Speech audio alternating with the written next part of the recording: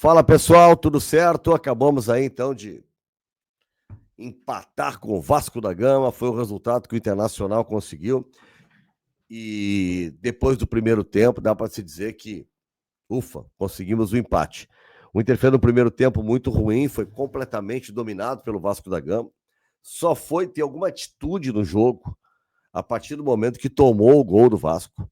Antes disso, o Inter não reagia no jogo, observava o Vasco jogar dentro daquilo que a gente conhece do Fernando Diniz, né? Time fazendo marcação lá na frente, pressão no adversário quando tem a posse de bola e muita valorização da posse, toque de um lado, toque para o outro, né?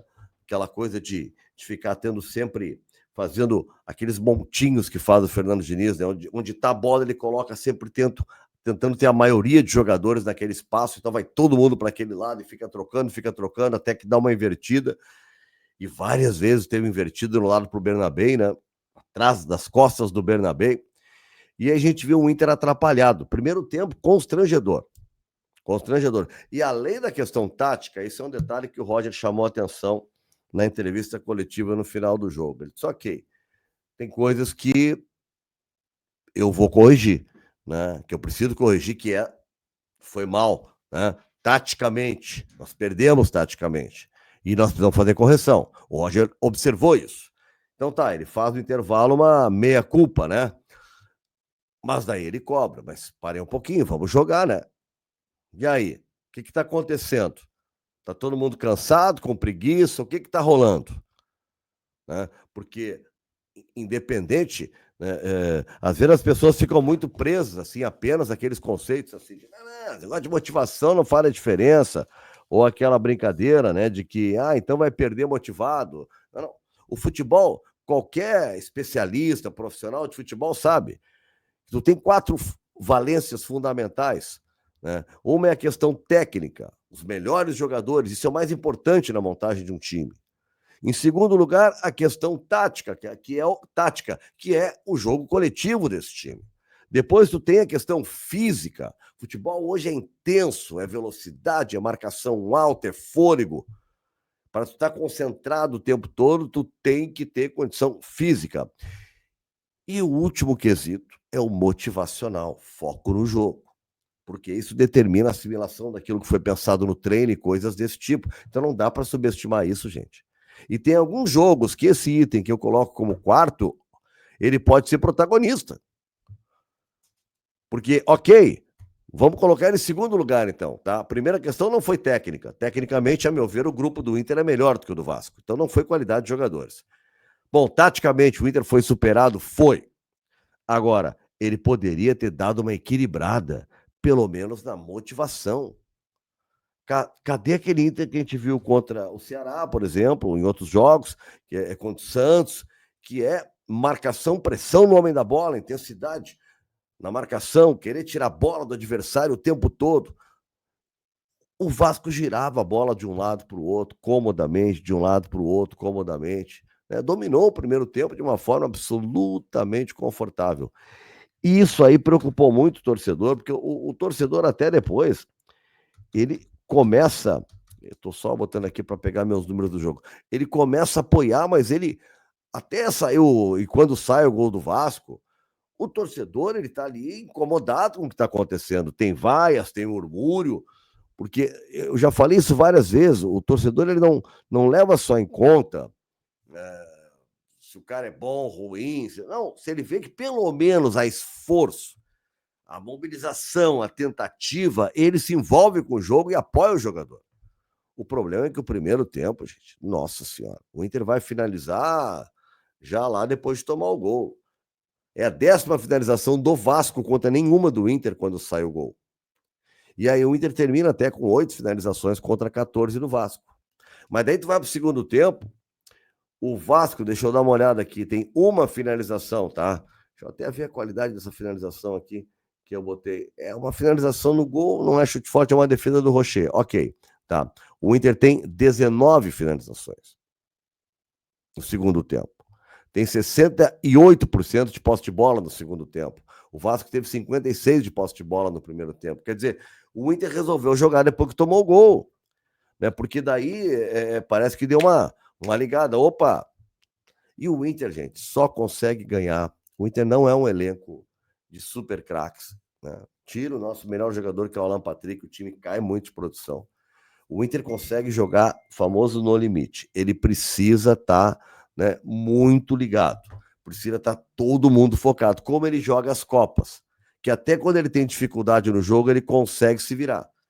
Tomamos 3 do Nacional, né? Daqui a pouco o Inter foi lá e fez 3-3 no Nacional. Quer dizer, jogando assim como joga as Copas, o Inter se supera, como foi contra o Nacional de Montevidéu, lá em Montevidéu, cidade que eu adoro, né? Esse é o Inter. Porque o Inter não tem uma máquina que ele possa daqui a pouco dar uma descansada, faz 2 gols. Não. Pode fazer no gauchão isso, no brasileiro não dá. Até porque há um equilíbrio muito grande. A gente está vendo, o Ceará ganhou do Cruzeiro.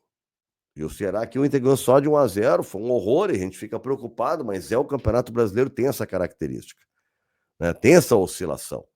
Então tem que jogar no limite, querendo o jogo. Quando o Inter fez isso no segundo tempo, ele conseguiu um empate, e aí eu acho que mereceu, né, até o resultado que ele conseguiu. Né? Acho que o Roger vai ter que pensar algumas coisas, acho que ele não muda muito para o jogo da quarta-feira, o Inter está definido, né? Volta o Vitão.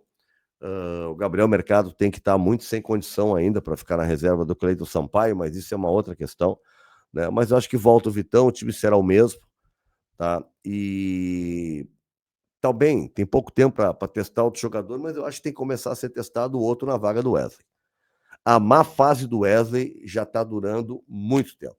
Ele é atacante. E se pede mais de um atacante. Olha o que o Carboneiro está fazendo, por exemplo. Foi o nome do jogo. Carboneiro salvou o Internacional.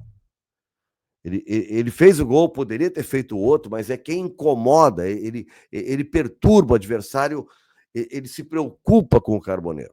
Ele é muito objetivo, né? Um jogador hoje muito importante no time do Internacional, né? Por ali que pode acontecer alguma coisa, mas o outro lado, com o Wesley, não está bem. O Wesley, a gente é grato, fez um grande ano passado, mas esse ano, por meritocracia, né, ele não está merecendo a titularidade. Eu fico com o otimismo do que o Inter apresentou no segundo tempo, para projetar o jogo da quarta-feira contra o Fluminense. Se eu pensar só no primeiro tempo, fica ruim. Então eu vou ficar com isso, né? O segundo tempo me motivou. O Inter está aí a 6 pontos. Né? É 6 que eu estou vendo aqui, deixa eu ver quantos pontos o Inter está dessa a zona do chamado G6. O Inter tem 21, o Botafogo tem 26. Tem um jogo a menos, mas tem 26. Né? E então ele está a 5 pontos. Mas o Bragantino tem 27, tem 17 jogos. Né? E aí seria 6 pontos. Então é por aí. 5 pontos, na pior das hipóteses, 6 pontos.